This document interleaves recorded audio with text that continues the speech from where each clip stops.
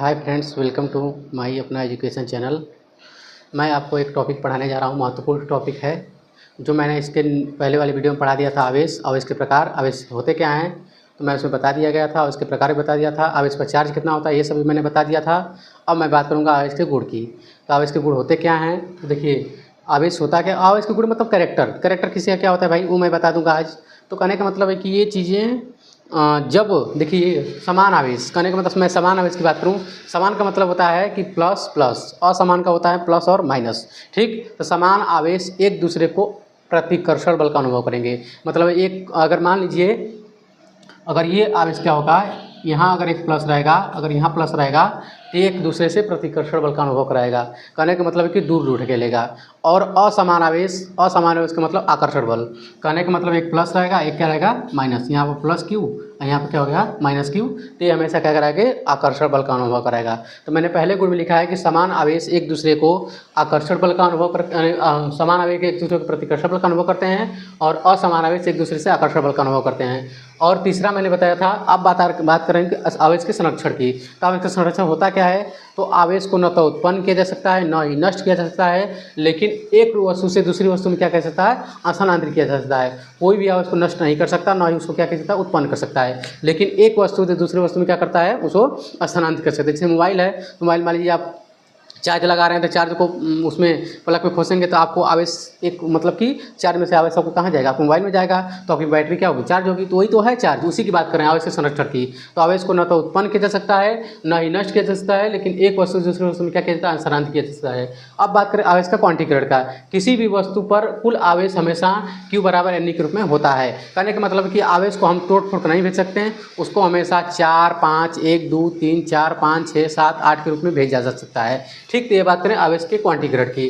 कहने का मतलब कि अगर आप मान लीजिए कभी अगर आपको 4/3 आवेश भेजना होगा, 5/3 4 आवेश भेजना होगा, तो ये कभी संभव नहीं है। आपको या तो 1 आवेश भेज सकते हैं, या 2 आवेश भेज सकते हैं, या 3 आवेश भेज सकते हैं, 4 5 6 मतलब कि n क्या है भाई, पूर्णांक संख्या। पूर्णांक संख्या तो जानते ही होता क्या है। अब मैं बात करूँ सबसे पहले एक महत्वपूर्ण टॉपिक, तो ये सबके आवेश के गुण हैं, आप इसको नोट्स कर सकते हैं। फिर मैं दूसरा टॉपिक पढ़ाने जा रहा हूँ, कूलाम के नियम। तो कूलाम का नियम होता क्या है, कूलाम है कौन भाई, कूलाम एक प्रकार के वैज्ञानिक हैं जो उन्होंने अपना नियम किया था, किससे, आवेशों के बीच में बल लगने का, मतलब कि वो दिया था नियम।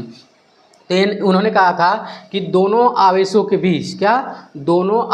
बीच कार्य करने वाला आकर्षण व प्रतिकर्षण बल दोनों आवेशों के गुणनफल के अनुपाती तथा उनके बीच की दूरी के वर्ग के व्युत्क्रमानुपाती होता है। एक बार फिर से सुन लीजिए, ये बहुत इंपॉर्टेंट पॉइंट पूछता भी है।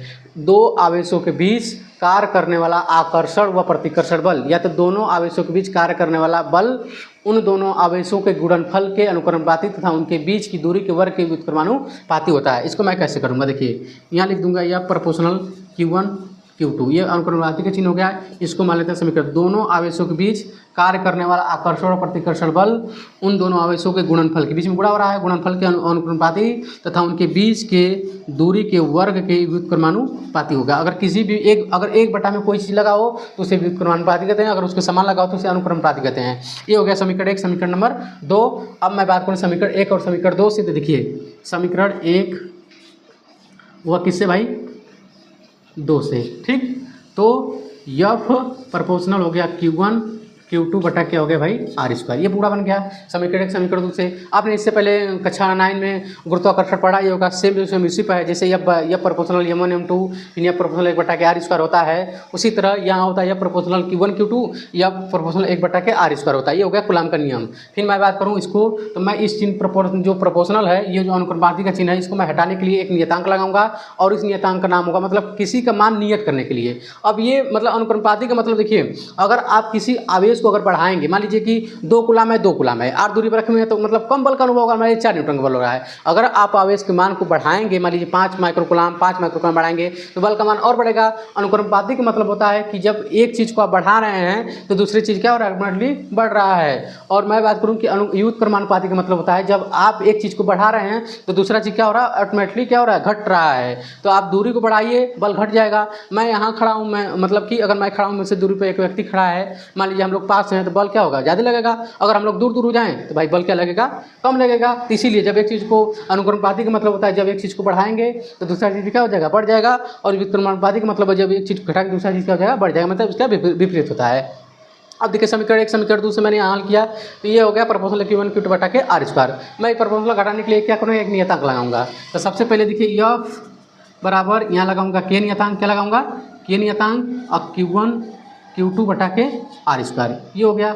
अब इसके नियतांक का मान होता है इस चैप्टर में 1 बटा के 4 पाई एप्सिलॉन नॉट होता है। इस के का मान होता है, जैसे यहाँ मैं लिख देता हूँ, इस के का मान होता है 1 बटा के 4 पाई एप्सिलॉन नॉट, इस के का मान होता है इस चैप्टर में, इस चैप्टर के अंतर्गत। तो यहाँ हो गया एफ प्रोपोर्शनल 1 बटा के 4 pi epsilon not Q1 Q2 बटा के क्या होता है आर स्क्वायर, और इसका मात्रा हो गया क्या हो गया भाई, न्यूटन। कोई बल हो उसका मात्रा क्या होता है, हमेशा न्यूटन ही होता है। तो सबसे पहले देखिए मैंने ये आपको समझा दिया कूलॉम का नियम क्या होता है। तो दो आवेशों के बीच कार्य करने वाला बल उन दोनों आवेशों गुणनफल के अनुपातिक तथा उनके बीच की दूरी के वर्ग के अनुपातिक, समीकरण 1 समीकरण 2 से ये देखिए हमने हल किया, एक नियतांक लगा दिया के, और के का मान इस चैप्टर में होता है 1 बटा के 4 पाई एप्सिलॉन नॉट होता है। ये जो चित्र आप यहाँ देख रहे हैं ये इस तरह, इसे कहते हैं एप्सिलॉन नॉट, और इसकी वैल्यू होती है कितना होती है 8.85 गुणे 10⁻12 होती है। ठीक, मात्रक थोड़ा लिखने के लिए जगह नहीं, मैं लिख देता हूँ। इसका मात्रक होगा आपको न्यूटन मीटर स्क्वायर प्रति कूलॉम का स्क्वायर, इसका मात्रक होता है एप्सिलॉन नॉट का। उसी तरह 1/4 पाई मतलब 1/4 पाई एप्सिलॉन नॉट का मान होता है 9 गुणे 10⁻9 होता है, और इसका मात्रक होगा क्या भाई, इसका मात्रक मैं आपको बाद में बता दूंगा, थोड़ा जगह नहीं है। ठीक है, तो ये आपका हो गया, पहले हो गया आवेश के गुण में और आवेश के कूलॉम, और उसके बाद कूलॉम का नियम। कूलॉम का नियम सिर्फ 2 आवेशों को लगता है, अगर 3 आवेश आएंगे, 4 आवेश आएंगे, 5 आवेश आएंगे, तो उसके लिए आपको नेक्स्ट वीडियो में अध्यारोपण का सिद्धांत बताऊंगा। अगर मान लीजिए 4 आवेश चारों तरफ से फैले हैं तो उसमें क्या होगा बल, अगर 2 आवेश हो तो भाई इस चैप्टर का आप क्या कर सकते हैं, इस कूलॉम के नियम का उपयोग कर सकते हैं। वो 2 आवेशों के लिए होता है, अगर 4 आवेश आ गए तो अध्यारोपण का सिद्धांत होता है। अब मिलते हैं इसका नेक्स्ट टॉपिक अगले वीडियो में। ठीक है, तो जाने से पहले ये आपका नोट्स है, इसको तैयार कर लीजिएगा। ठीक है, और चैनल को लाइक कमेंट और सब्सक्राइब कर दीजिए। जो भी प्रॉब्लम है आप उसको कमेंट में कवर बता दीजिएगा, मैं उसको पढ़कर आपको फिर से समझाने का प्रयास करूंगा। इसका नेक्स्ट वीडियो में आप बता देंगे कमेंट करके, तो मैं उसको ठीक करने का प्रयास करूंगा। धन्यवाद, मिलते हैं नेक्स्ट वीडियो में।